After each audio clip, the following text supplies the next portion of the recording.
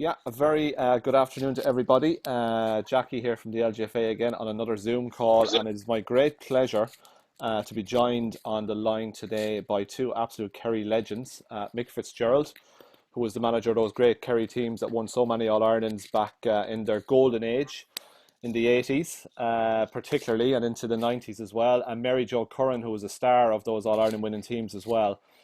Folks, great to have you on board. Are you new to the Zoom calls, Mick? Oh, very new, Jackie. Know nothing whatsoever about it. Well, I tell you But what, you're doing well. You're set up and you're ready to go anyway. thanks to Lynn, now she put me on the right track. Yeah, she's good at that kind of stuff, in fairness. Mick, we spoke just before we went live here, or before we started recording. You're currently cocooning, Mick. How are things with yourself and your good wife? We are indeed, Jackie. Well, things I suppose are very strange, but we have said 8 grandchildren, and they're scattered all over the place. The nearest to us would be 100 miles, I'd say. But we're doing okay. We're able to go out now and do say half an hour of a walk each day, and that's great. But things hopefully will get better where we will be allowed to go into the shops. Well, I suppose it's not a rule as such that we can't, but the guidelines are not to go into shops yet. Okay. We're obeying the rules. Okay, good. Mick, my dad is obviously a grandparent to my two little boys, and my mum and dad haven't seen them for so long. It's tough for grandparents that, obviously you've a great fondness for the grandkids, making you haven't seen them for a long time, I'm sure. No, that's the sad part about it, that we can't. We talk to them on the phone, and hopefully now with this on, maybe I get able to look at them, Jackie, Yeah, well, it's a great way to communicate, Mick, and you'll be able to get them on the line, hopefully, now that you're set up on the Zoom. So I wish you would do all of that. We'll kick into some football talk. Mary Jo, good to have you on board. Looks like a nice day in your neck of the woods as well. You were looking out on a particular landmark as well. Yeah, we've turned to outside our back door here, Jackie. It's actually beautiful seeing you down around Kerry. So you're welcome to come down when all this lockdown is over. I'll definitely be taking you up on that offer, Mary Jo. Let me assure you, I have a couple of friends in Killarney as well, so I'll be making a trip. How is life with you, Mary Jo? How are you finding all of this strange new world that we're living in now? Yeah, I suppose it's very different, Jackie. I'm a primary teacher, so like even trying to keep in contact with all the children every morning and tuning in with them there, checking up on them on weekends with their homework and things like that. It's tough. It's very hard on the children, the primary school children especially. They're missing their friends. It's a bit different for older ones. They have a lot more communication with all these, I suppose, the phones and the social media, but just the primary school children. The feedback I'm getting is that they're all missing seeing each other and just missing school. It's the same with the teachers. We love to see the children. We were hoping things would open up before, I suppose, in June, but unfortunately that's not going to work out, So strange times are that. How do you see things unfolding when we do eventually get the schools back open, Mary Jo? It's going to be very different, isn't it? It is, I suppose. We really don't know so far, Jackie, but you'll be hoping that things will open up 100% in September, but at the moment it looks like that we might be on reduced numbers. And now, I know for, I suppose, the bigger schools inside the towns and the cities, they're dealing with very big numbers. It's very difficult for them, but a lot of the rural schools have smaller numbers. So we might be able to manage to get the children in and to space them if the current restrictions are in place. We're hopefully that we'll be back in full belt in September anyway. Okay, we'll hopefully things come back to something resembling normality anyway. Mick, I was doing a bit of reading on you, not that I needed to do much. Your legacy and your achievements speak for themselves. I think you did a piece for a book written by the late Rishi Fogarty, and he referred to you as the father of Kerry's Ladies Football. You were there from the very beginning. You helped to set up the first county board. You come from the village of Killimer in Galway. And on a retired Garda living in Castle Island. On your posting to Kerry, you got involved in coaching the Lixnaw Hurlers and the Castle Island Camogie side. And you were present at the first meeting of the new ladies board in Hayes Hotel, Thurles in 1974. Is all of that correct, Mick? I'm sure what it is indeed. You were president of the LGFA 82 to 85, and you served as national treasurer for over 21 years. A magnificent servant to the LGFA, Mick. I want to talk to you about your time in charge of Kerry and that glorious era and the list of honours: 82, 83, 84, 85, 86, 87, 88, 89, 90 and 93 All-Ireland champions. Mick, When you recall that golden era, Mick, what stands out, and how did you first get involved with that great Kerry team? It was more than possibly by accident. As you said here, I came to Castle Island as a guard. I had been involved very much in hurling more than anything else because I couldn't kick a football out of my way, Jackie, to be quite honest with you. And I was uptown here one day in Castle Island and I was approached by these ladies. This was in the 70s. And they said they had a camogie club restarting and would I get involved in that. So, of course, I said I'd try and help out. But eventually, ladies football developed from there because people got the idea that it would be fun during carnival tournaments to invite ladies to play. And that's the way it started. And actually, in 1973, a gentleman over in Killarney from Scotland, Alex Rental, and myself, were asked to know would we play a game in a tournament in Cork. And we did. That's Kerry in Cork. And it was refereed by Denny Long, who was the Cork midfielder at the time. And we thought at the time it was a great crowd there, you know. But even the skill by some players at that stage was brilliant. You know, there was a girl here, you surely have heard of her, Mary Guinea. Yes. Mary is a legend. Mary was a brilliant camogie player, a brilliant footballer, Irish international hockey goalkeeper. And I suppose she was a mainstay of our club here when we started. And it developed from there. You know, clubs set up then all over the country and counties set up, and it developed fast. And Mick, would that be the first recorded meeting of Kerry and Cork on the ladies' football fields that came in 73? Surely it would. Well, we played at some kind of a challenge against Offaly as well. Okay. But this is the first game that we really, I suppose, people took notice of, you know, and to some great skill.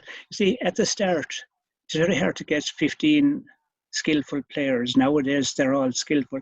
You see, the lads, some of them were brilliant though, Jackie, because they trained with their brothers. And at a very early stage, some of them could kick frees with both feet and kick frees off the ground, you know.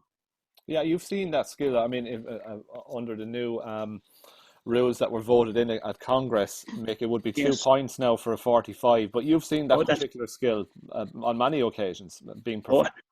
Yeah, well, I suppose what reminds me of the 88 All-Ireland final with a girl playing centre-back, Mary Lane. Her daughter's now playing Lorraine Scanlon. That's right. And Mary down the ball on the 45, and the lines person must have said something, you're a little bit too forward, so she just waved him aside and she said she kicked the ball anyway way over the crossbar, you know. That's one incident at the 45. But I think it's a great skill and it would be great to have 2 points for it. Yeah, we're looking forward to all of that when play eventually gets back up and running. Mick, when did you then take over the Kerry senior team and the genesis of that great era? At the very start, I suppose, we played 72 and 73, 74 and 75. Tipperary won the All-Ireland and had very skillful teams. And we had 2 gentlemen involved that time, Dick Willis and Alex Rental, and I was a selector with them. So then I took over the minors, actually. We won the All-Ireland in 76. I was a selector then, but then we had some raw years then until 1980 and 81. We'd won 2 minor All-Irelands, in which Mary Jo was part. Yes. And then went on from there. I took over. We won the 9 in a row. But I wasn't. I'm getting credit for the 9 in a row, which I'd opted out 2 years at 2 different times, Jack. So, yes, I was reading that as well. Yeah. So you were involved for how many of those 9 in a row directly then, Mick? I've involved in 7 of the 9 and 2 and the 2 minor. Okay, excellent stuff. It's a phenomenal record. And Mary Jo, when did you first encounter this man who inspired you and masterminded you to so much success? Probably the was I played a year with the Kerry under-16s, and I remember we were absolutely hammered by Mayo in the All-Ireland final above net alone. I'd say we were lucky to score 1 point on the day. But I think Mick was probably involved with that team. But I'd say the minor team really is my first memory. The 2 years that we lost the senior All-Right to Tipperary in the Munster final, but in the minor of 1881 was probably the first year. And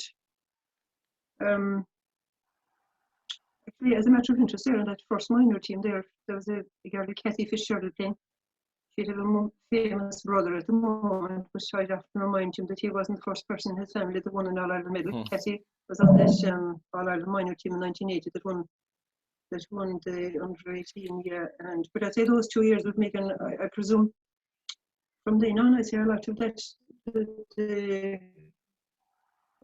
core of that minor team went on to be part of the 9-in-a-row team. Then you see, and that was a lot of unity, and having Mick in charge, bringing them from the minor to the senior was a huge help. And when we started off, I remember playing club football against the Mary Gainey, we were absolute awe of Mary Gainey and some of the players on that team. Margaret Lawler had been on the 1976 team as well, that won the All-Ireland for Kerry, and we really looked up to those players.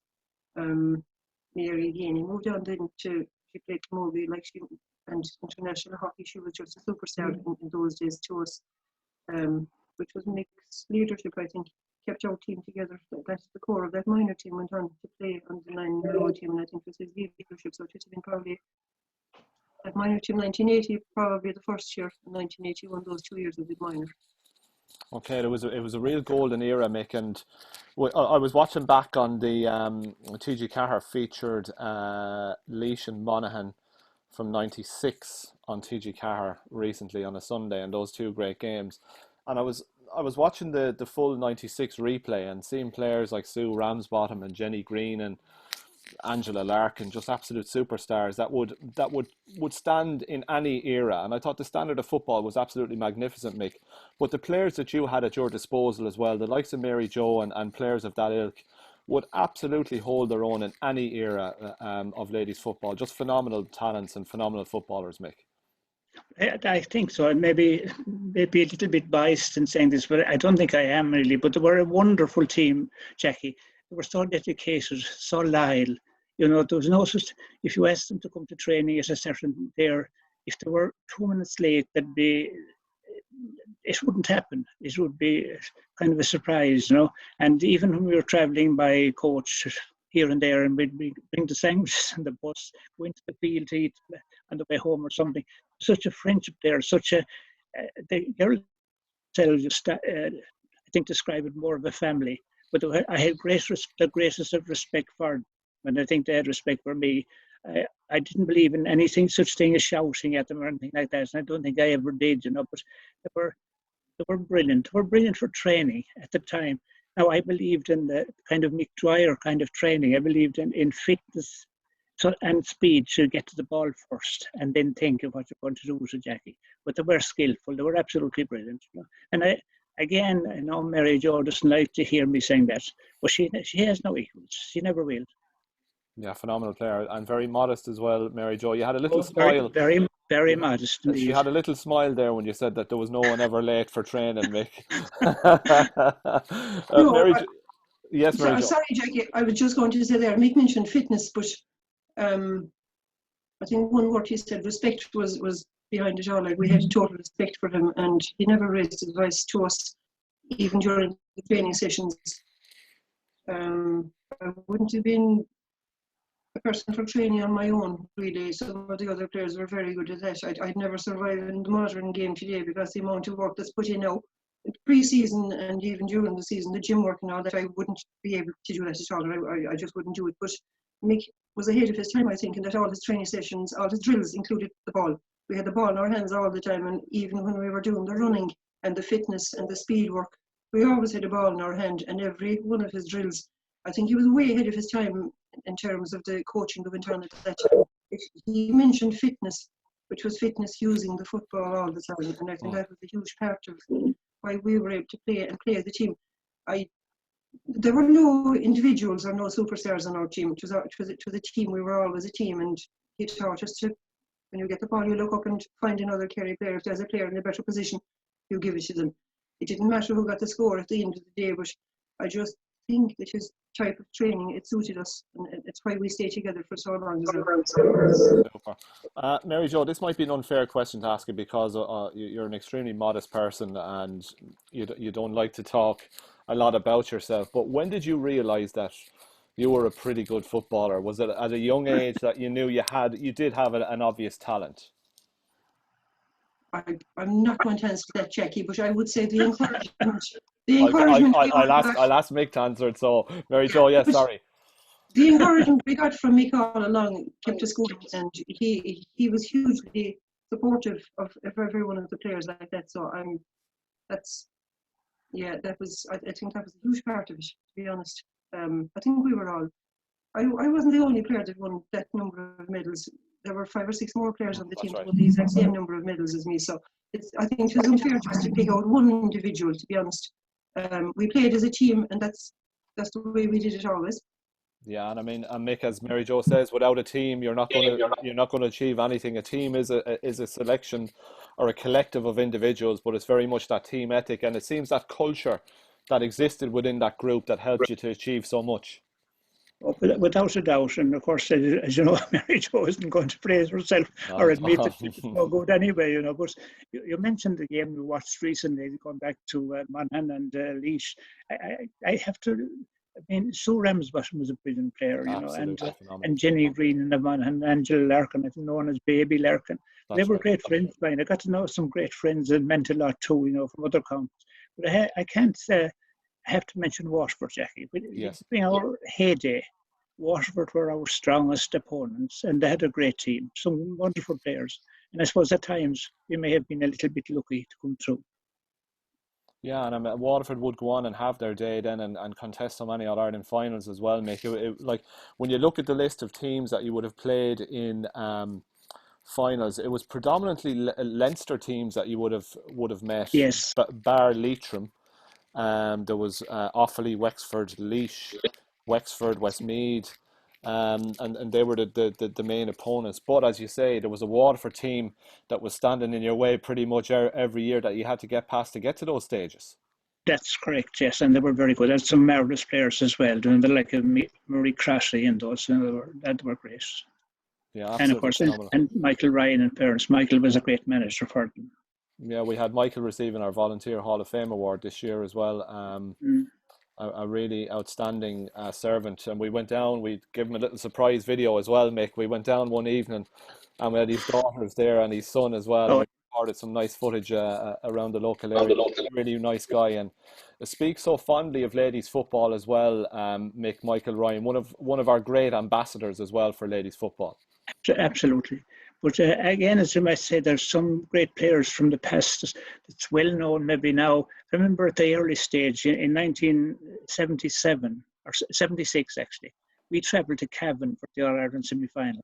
And the way things have changed, Jackie, Cavan met us in the outskirts of the town, and they had some slight refreshments for us, and we played a game in Bethany Park. And then they brought us for a meal and put us up.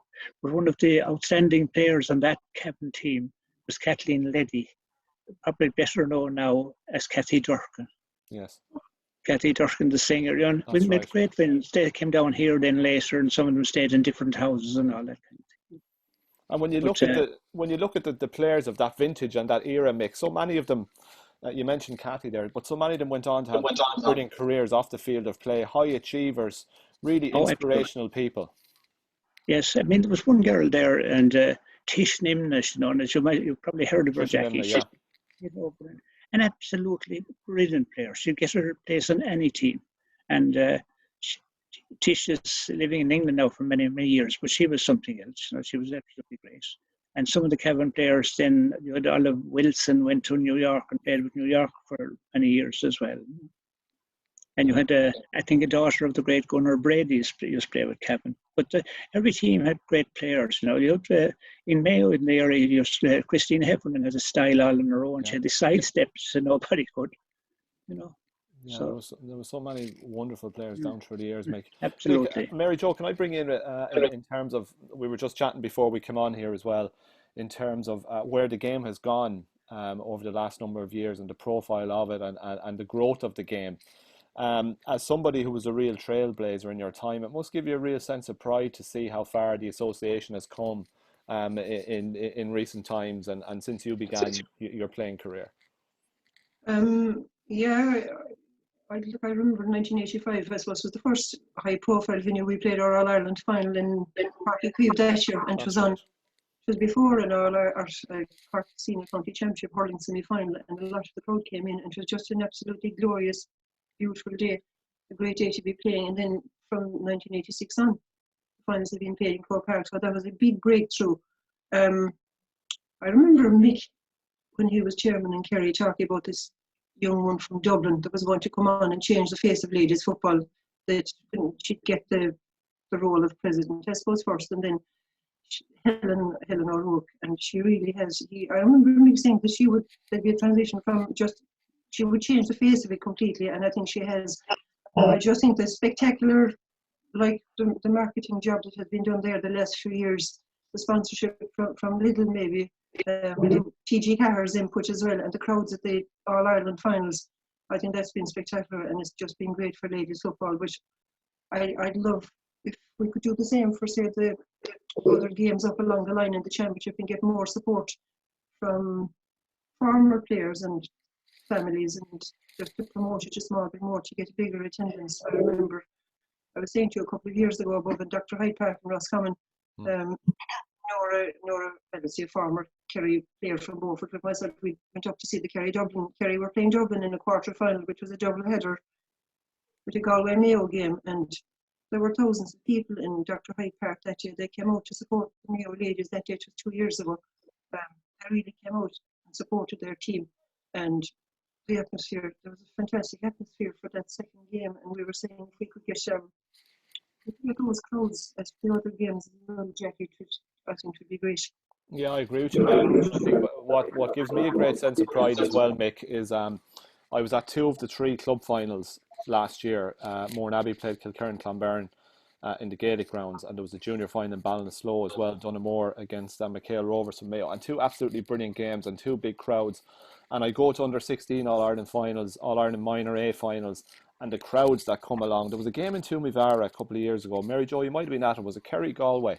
Schieffer O'Shea put on an absolute masterclass. It was down in Toomevara, and the crowd that evening was absolutely off the scales. So those are the kind of days that give me the hope that we can really get to a stage where we're packing venues. Do you remember that one, Mary Jo? The crowd in Toomevara, a beautiful sunny evening as well down in the Tipperary town.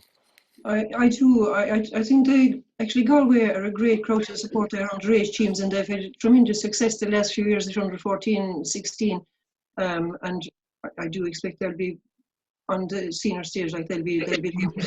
I know Dublin are very good at the moment in Cork, but I think Galway are the next team now that are going to reach the pinnacle. I suppose they have great support in the county for their club, for their underage teams, and if we can just translate that to the senior team, it would be great. Yeah, and they've really good administrators doing a good job up there as well, making many of whom you'd know. Make just in terms of your own reflections on ladies football and where we are and where we can go, because we're always on a journey and a continuous journey. What are your own thoughts and reflections on the association at the moment? Oh, I think it's brilliant, and it's going in the right direction, Jackie. And I suppose it's great to see the crowds. I never thought I'd see the day where there would be such a crowd at the Ireland finals, as there has been for the last couple of years. It's brilliant, and I hope it still increases. But the support seems to be increasing. Unfortunately, sometimes in the earlier rounds, the support is poor. And as Mary Jo mentioned, the under-16s and the minors, the parents are supporting them, and their friends are supporting them, and they're great games. I've watched any of them get a chance to watch on TG Carr. I watched them and I really enjoyed them because the scale is absolutely brilliant, and hopefully it'll continue. I think it's continued to thrive, and I hope it does so. I'm very proud to have been involved and watched it get so good. Yeah, you've played an unbelievable role down through the years. Mick, what was it like being president of the association? How proud a period of your life was that for you? Oh, that was 82 to 85. I enjoyed it, Jackie. I think it was very good. And during that particular time, actually, I had the honour of being invited to a function in the Mansion House in Dublin, where I think there's Paddy Buggy, I think was the president at the game at the time, you know. And they were all different, meant some great personalities there, like the late Michael O'Hare, of course, the old Kevin Heffernan of Dublin, and 7 people like that, which was great, and invited to different functions. And I got presented with a scroll by Paddy Buggy at the time, that ladies football was then recognised by the GA. That's right. So the GA have been very supportive as well now for us, for ladies football for a long time. Mick, how did you manage to juggle everything, managing teams and being Well, being such a high level administrator as well? How did you manage to juggle all of that part of your life? As I said, when I retired, I suppose my wife was very patient, and I often spoke about giving it up, Jackie, and she said, "No, keep going. It's good for you." And it was, and I think sport is brilliant for people to be involved in. There should be young boys, young girls, or old boys and old girls as well. It is great, and the introduction of this mothers and others has been brilliant as well, and it's great to keep people involved all the time. Yeah, it's a brilliant scheme, and it was featured on Marty and Bernard there last week with the Ballybock ladies. So it's great to see even that an initiative like that getting the mainstream media coverage as well. Mary Jo, you went on to become a selector for the Kerry senior team as well. When you got involved in that backroom role, and you talked about training, and maybe you weren't a fan of, you would maybe struggle with the modern day demands of training. I don't think you would, but anyway, that's your opinion on it. But how much has the bar been raised and moved on in terms of strength and conditioning, diet, hydration, psychology, all of those aspects coming together to create the player, the modern day player that we see on our fields of play now? I think the change is massive altogether, Jackie. I suppose I was kind of involved in a more peripheral role for 1 year, like attending the matches. But when Alan O'Neill asked me there a couple of years ago, I said I'd come on as a selector, and I just couldn't get over the sacrifices the players are making now. And even Alan himself, the manager, like, he was go to training, would say Wednesday night, Friday night, and Sunday morning. But the amount of time and hours that he was putting in outside of that, analysing and preparing and getting everything ready for the training sessions and the matches, like, it's just phenomenal. And just from the players' point of view, just watching the players in our own club there, the amount of time they spend in the gym, and like you said, their whole life really revolves around it. And like you said, their diet and their hydration, it's just amazing. I can't believe that players will play as long as they did in the past. I was smiling. I suppose I wouldn't have said about the training. I mightn't have been late for training, but I would never have been at the front of any of the runs, warm up or any of those. Like, I was probably back around the back, but I just loved using the ball always. I played, I suppose, basketball with East Stranger in the winter. I played a bit of basketball in the winter and football during the summer, but I don't think you get away with that now to play at the highest level. Their lives, they're totally dedicated to what they're doing now, and I think they're making huge sacrifices. And I have great admiration for all the inter-county players at the moment and the management teams with them. Absolutely. The sacrifices they're making. Mary Jo, how much are you looking forward to the day when we get back out on the pitches and back out to games and back out enjoying this great sport of ladies football? I can't wait, to be honest. I'm missing our own club here in Beaufort, even going to their games and just going to see the Beaufort ladies playing Beaufort men and just the Kerry teams. I know the Kerry senior management this year have put huge work in with the new men. Declan and Dara, yeah, and like Declan and Dara, they're doing great work all together, and we hope that they'll be ready when the call comes. But I'm really looking forward to that, Jackie.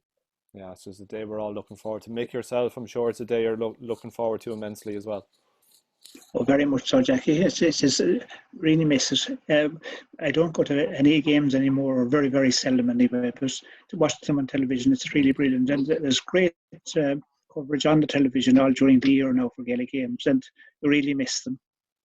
Yeah, we all look forward to the day when we're back to something resembling normality. Guys, I could chat to you all day long, to be honest. But we have a time limit on these meetings. So we're coming up against the clock.